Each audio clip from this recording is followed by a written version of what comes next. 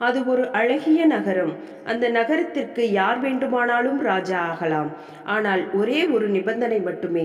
பதவிக்காலம் 5 ஆண்டுகள். 5 ஆண்டுகள் முடிந்ததும் அடுத்த நாளே ஆற்றுக்கு மறுபுறம் உள்ள காட்டில் விட்டு விடுவார்கள். அந்த காட்டில் மனிதர்கள் கிடையாது. கொடிய விலங்குகள் மட்டுமே உள்ளன. மன்னன் காட்டிற்குள் நுழைந்ததும் அந்த விலங்குகள் மன்னனை கொன்றுவிடும். இந்த சட்டத்தை யாராலும் மாற்ற இயலாது. இந்த நிபந்தனைக்கு ஒப்புக்கொண்டவர் மட்டுமே அரசாள முடியும். ஆக மன்னனாக முடிசூடிக்கொண்டவரின் ஆயுட்காலம் 5 ஆண்டுகள் மட்டுமே. அதன் பின் கட்டாய மரணம். இந்த கடுமையான சட்டத்திற்கு பயந்து யாரும் முடிசூட்ட வராததால் பெரும்பாலும் அந்த அரியணை காலியாகவே இருந்தது. இருப்பினும் சிலர் எப்படியும் மடியத்தானே போகிறோம், மன்னனாகவே மடியலாமே என்ற எண்ணத்தில் முடிசூட்டுவதுண்டு. அதிலும் பாதி மன்னவர்கள் மாரடைப்பால் மரணமடைவதுண்டு. இப்படி ஒரு மன்னனுக்கு 5 ஆண்டு ஆட்சி காலம் முடிந்தது. நாட்டை விட்டு காட்டிற்கு செல்லும் நாள் வந்தது. அவனை வழி அனுப்ப நாடே திரண்டிருந்தது. மன்னன் வந்தான். அவனுடைய சிறப்பான ஆடைகளையும் நகைகளையும் அணிந்து முடிசூடி தங்கவால் ஏந்தி வைர கிரீடம் அணிந்து மக்கள் முன் தோன்றினார். மக்கள் மலைத்துப் போய் நின்றனர். இன்னும் 1/2 மணி நேரத்தில் சாகப் போகிறான், இவ்வளவு அலங்காரம் தேவைதானா என்றனர். மன்னன் தான் செல்லவிருக்கும் படகை பார்த்து சினத்துடன் கூறினான். மன்னன் செல்லும் படகா இது? பெரிய படகை கொண்டு வாருங்கள். நான் என்ன நின்று கொண்டா செல்வது? சிம்மாசனத்தை கொண்டு வாருங்கள். கட்டளைகள் பறந்தன.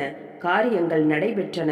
சற்று நேரத்தில் அழகான படகு ஆற்று நீரை கிழித்து கொண்டு மறுகரைக்கு பயணித்தது. மக்கள் திகைத்து நிற்க மன்னன் கையசைக்க பயணம் தொடர்ந்தது. படகோட்டியால் ஆச்சரியம் தாங்க முடியவில்லை. ஏனென்றால் இதுவரை அவனது படகில் பயணம் சென்ற மன்னர்கள் எவரும் மகிழ்ச்சியாய் சென்றதில்லை. அழுது புலம்பிக் கொண்டே செல்வார்கள். ஆனால் இம்மன்னன் மட்டும் மகிழ்ச்சியாய் பயணம் செய்தான். படகோட்டியால் அதற்கு மேல் பொறுக்க முடியவில்லை. மன்னனிடம் வாய் திறந்து கேட்டே விட்டான். மன்னா, தாங்கள் எங்கு செல்கிறீர்கள் என்று தெரியுமா என்றான். தெரியும், மறுகரைக்கு என்றான் மன்னன். அங்கு சென்றவர்கள் யாரும் திரும்ப இந்நகரத்திற்கு வந்ததில்லை தெரியுமா என்றான். அதற்கு மன்னன், தெரியும், நானும் இந்நகரத்திற்கு திரும்ப வரப்போவதில்லை என்றான். பின்னே எப்படி உங்களால் இவ்வளவு மகிழ்ச்சியாக செல்ல முடிகிறது? அதுவா, நான் என்ன செய்தேன் தெரியுமா? நான் பதவியேற்ற முதல் ஆண்டே 1000 வேட்டைக்காரர்களை காட்டிற்கு அனுப்பி அங்குள்ள கொடிய விலங்குகளை வேட்டையாட செய்தேன். 2ஆம் ஆண்டு முடிவில் 1000 விவசாயிகள் சென்று நிலத்தை சமன் செய்து உழுதார்கள். இன்று ஏராளமான தானியங்கள், காய்கறிகள். 3ஆம் ஆண்டு முடிவில் 1000 கட்டடக்கலை வல்லுநர்கள், தொழிலாளர்கள் சென்றனர். இன்று வீடு, வாசல், அரண்மனை, அந்தப்புறம் எல்லாம் தயார். 4ஆம் ஆண்டு முடிவில் 1000 அரசு அதிகாரிகள் சென்றனர். அங்கு நிர்வாகமும் சீரடைந்தது.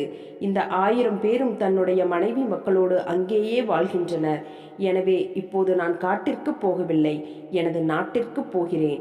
வாழப்போகிறேன். அதுவும் மன்னனாக ஆளப்போகிறேன். உனக்கு அரண்மனை படகோட்டி வேலை வேண்டுமானால் இப்படியே வேலைக்கு சேர்ந்துவிடு என்றான் மன்னன். ஒருவரிடம் சிந்தனை திறனும் திட்டமிட்டு செயல்புரிதலும் இருந்தால் அவரால் எத்தகைய சூழ்நிலையிலும் சாதிக்க முடியும். நன்றி.